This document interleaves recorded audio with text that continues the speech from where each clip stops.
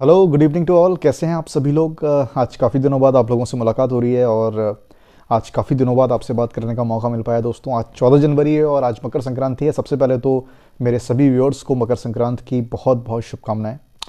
और बेसिकली अगर हम लोग आज के व्लॉग में जो बात करेंगे दोस्तों, वो करेंगे कि बैंक प्राइवेटाइजेशन जो 2022 में है वो कितना आगे जाएगा, गवर्नमेंट के क्या प्लान्स हैं। जिस तरीके से हम लोगों ने देखा है कि पिछले साल कुछ ड्रास्टिक इवेंट्स हुए थे और बैंक प्राइवेटाइजेशन पर बहुत ज़्यादा चर्चाएं हुई थी। लगभग जब से कोविड स्टार्ट हुआ है तब से बैंक प्राइवेटाइजेशन पर बहुत ज़्यादा चर्चाएं शुरू हुई, जिसमें ऑफिशियल जो न्यूज़ थी वो थी दो बैंक्स के प्राइवेटाइजेशन की, जो कि पिछले बजट में आई थी।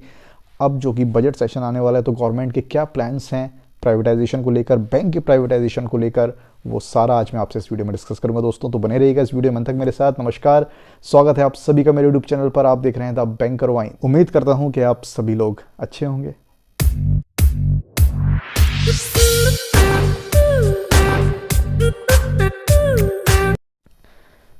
अभी आपको पता है कि पिछले सेशन में जिस तरीके से जो विंटर सेशन निकला है पार्लियामेंट का, उसमें बैंक प्राइवेटाइजेशन बिल जो था वो लिस्टेड था बट पेश नहीं हुआ। अब कई सारी ऐसी न्यूज़ आ रही हैं कि जो बजट सेशन है उसमें गवर्नमेंट इस बिल को दोबारा से पेश कर सकती है, क्योंकि जो बिल्स लास्ट टाइम रह गए थे उन बिल्स को इस बार फिर से इंट्रोड्यूस किया जाएगा। उसका रीज़न था कि लास्ट टाइम काफ़ी ज़्यादा हर्डल्स हुए थे पार्लियामेंट सेशन को।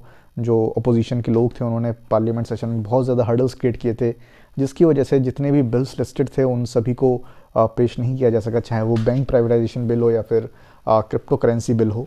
हम लोगों ने स्ट्राइक्स भी की थी 2 दिन की, और काफ़ी सारे लोगों ने ये कहा था कि आने वाले असेंबली इलेक्शंस जो कि 5 स्टेट्स में होने हैं, ख़ासतौर से जो यूपी और पंजाब का इलेक्शन है, इसको ध्यान में रखते हुए और जिस तरीके के स्ट्राइक्स करे थे बैंक एम्प्लॉयज़ ने, उन सभी को ध्यान में रखते हुए गवर्नमेंट अपने बैंक प्राइवेटाइजेशन के प्लान से अभी फ़िलहाल बैकअप कर रहा है। और जिसमें फाइनेंस मिनिस्टर ने ऑफिशियल स्टेटमेंट भी दिया था कि कैबिनेट ने अभी तक बैंक प्राइवेटाइजेशन के ऊपर कोई भी डिसीजन नहीं लिया है दोस्तों। इतनी बात थी, इतनी इवेंट्स थे जो कि हुए थे। अब जो नया बजट सेशन आने वाला है इसमें फिर से बैंक प्राइवेटाइजेशन का बज़ एक बार क्रिएट हुआ है, और ऐसा कुछ सोर्सेज ने कहा है कि जो बिल लिस्टेड था लास्ट सेशन में वो अब प्रेजेंट किया जाएगा बजट सेशन में। देखिए कितनी पॉसिबिलिटीज़ हैं इसकी कि जो बिल है, बैंक प्राइवेटाइजेशन का बिल है, वो इस बजट में पेश किया जाएगा। इस बजट में फिर से अनाउंसमेंट होगी फाइनेंस मिनिस्टर द्वारा कि जो बैंक प्राइवेटाइजेशन लास्ट ईयर जो अनाउंसमेंट हुआ था गवर्नमेंट उसको इस ईयर कैरी फॉरवर्ड करके चलेगी।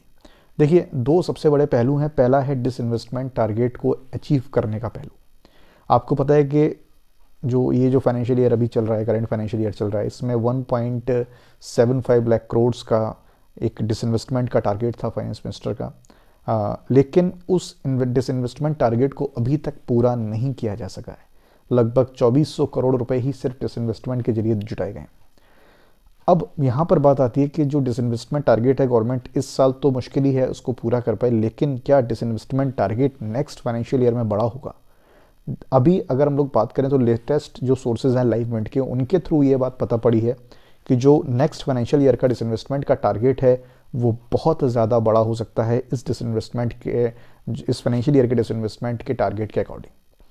देखिए 1.75 लाख करोड़ का जो टारगेट था गवर्नमेंट उसको बेसिकली अचीव करना चाहेगी एलआईसी के आईपीओ के जरिए, जो कि मोस्ट प्रोबेबली इस फाइनेंशियल ईयर में आ ही जाएगा। और लगभग वो ड्राफ्ट के लिए पेश है और 31 जनवरी तक गवर्नमेंट उसको लिस्ट कराने के लिए ड्राफ्ट पेश करा देगी, और मार्च तक उम्मीद की जा रही है कि जो एलआईसी का आईपीओ है वो आ जाएगा दोस्तों। दूसरा यहाँ पर है बीपीसीएल का प्राइवेटाइजेशन।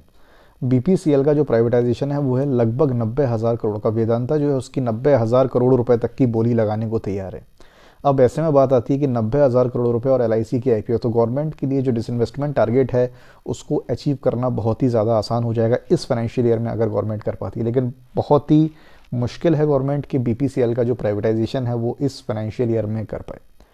अब ऐसे में बात आती है कि 1.75 लाख करोड़ का जो टारगेट था वो गवर्नमेंट का पूरा नहीं हुआ इस फाइनेंशियल ईयर का। एलआईसी का आईपीओ आया, उसने लगभग गवर्नमेंट को उस फाइनेंशियल ईयर के टारगेट के करीब पहुंचा दिया। तो क्या नेक्स्ट फाइनेंशियल ईयर में गवर्नमेंट जो है वो अगर डिसइन्वेस्टमेंट टारगेट को बड़ा करती है तो डेफिनेटली उनके रडार में बैंक का प्राइवेटाइजेशन होगा दोस्तों। क्योंकि अगर हम लोग बड़ी संस्थानों की बात करें तो बीपीसीएल 90,000 करोड़ में जाएगा।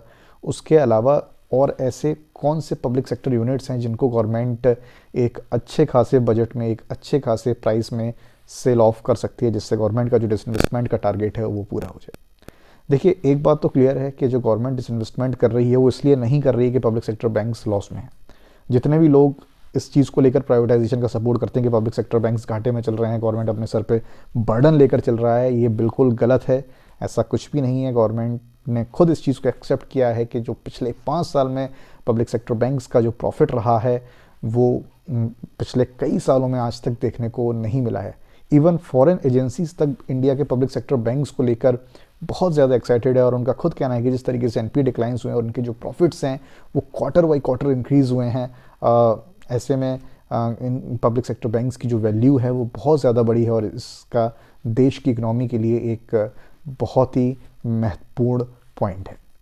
अब देखिए, बात आती है दोस्तों कि इतना एक प्रॉफिट देने के बाद भी गवर्नमेंट क्यों इंटेंड है पब्लिक सेक्टर बैंक्स के प्राइवेटाइजेशन को लेकर। तो डेफिनेटली दोस्तों यहाँ पर फंड्स की बात आती है कि गवर्नमेंट के पास फंड्स की कमी है, और गवर्नमेंट उन फंड्स की कमी को पूरा करने के लिए बेसिकली डिसइन्वेस्टमेंट कर रही है, ना कि कोई घाटे की संस्थाओं को बेच कर डिसइन्वेस्टमेंट कर रही है। अभी हाल फिलहाल आपको पता है सेंट्रल इलेक्ट्रॉनिक्स लिमिटेड का जो प्राइवेटाइजेशन है गवर्नमेंट ने उसको होल्ड कर दिया है। लगभग 210 करोड़ में डील हुई थी, और एम्प्लॉय यूनियंस का कहना था कि जो डील है वो बहुत ही कम में हुई ओरिजिनल वैल्यू के, और गवर्नमेंट ने अपने किसी बहुत ही करीबी को उसको सेल ऑफ कर दिया है, जिस वजह से कोर्ट में ये मामला पेंडिंग पड़ा हुआ है। वो लोग कोर्ट गए थे और कोर्ट ने मामले को पेंडिंग कर दिया, इस वजह से जो अभी प्राइवेटाइजेशन है वो CEL का रुका हुआ है। तो ऐसे कई सारे हर्डल्स आते हैं, और जो बैंक प्राइवेटाइजेशन है इसमें इस तरीके के हर्डल्स हम लोगों को डेफिनेटली देखने को मिलेंगे, और बहुत मुश्किल होगा गवर्नमेंट के लिए बैंक प्राइवेटाइजेशन कर पाना आने वाले समय में। तो जितने भी लोग बैंक प्राइवेटाइजेशन को लॉस को लेकर सपोर्ट कर रहे थे, प्लीज़ ये पॉइंट आप लोगों के लिए जस्ट सामने है। हमने देखा है कि काफ़ी सारे पब्लिक सेक्टर बैंक्स ने चार्जेस बढ़ा दिए हैं, PNB हो या SBI हो, और चार्जेस बढ़ने का रीज़न ही है कि बैंक्स चाहते हैं कि उनका जो ऑपरेटिंग प्रॉफिट है वो अच्छा खासा बढ़े, और बैंक्स के जो ऑपरेटिंग प्रॉफिट हैं बेसिकली वो चार्जेस के थ्रू ही निकल कर आ सकते हैं। तो दोस्तों, अभी तक की जो स्ट्रेटजी है गवर्नमेंट की वो जो इनिशियली स्टार्ट हुई है वो इतनी ही है। आगे बजट सेशंस में और क्या क्या होगा, जितनी भी अपडेट्स होंगी वो मैं आपके लिए लाता रहूँगा। अगर आप चैनल पर नए हैं तो चैनल को सब्सक्राइब करना मत भूलिएगा, बेल आइकन को प्रेस करिएगा और वीडियो को लाइक ज़रूर करिएगा। मिलता हूँ आपसे अपने अगले वीडियो, अपना ध्यान रखिएगा। Thank you so much for watching my video.